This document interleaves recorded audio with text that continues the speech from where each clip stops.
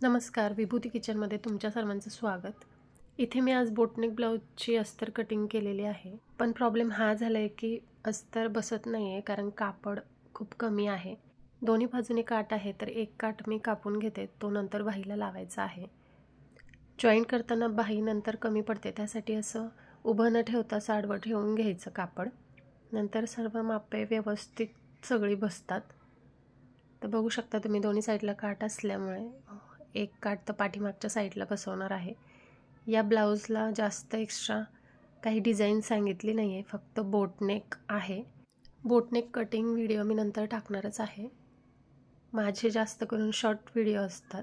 मी पहिले रेसिपीचा चॅनल चालू केला होता, त्यानंतर मी शिलाईकामचे व्हिडिओ टाकत गेले, म्हणजे जास्त शॉर्ट्स व्हिडिओ आहेत माझे. तर इथून पुढे मी लाँग व्हिडिओ बनवत जाईल. जास्त करून महिला घरातूनच काम करत असतात, त्यांना त्याचा अनुभव आहे की घरातली कामे उरकून नंतरच आपल्याला शिवणकाम करावं लागतं. कधीकधी तर असं होऊन जातं की शिलाईकाम करण्याच्या नादात व्हिडिओ बनवायचा पण राहूनच जातो. कॅमेरा सेट करून व्हिडिओ तर बनवू शकतो, पण महत्त्वाची मोठी गोष्ट ही आहे की ते एडिटिंग कधी करायचं, त्याला वेळ कधी काढायचा.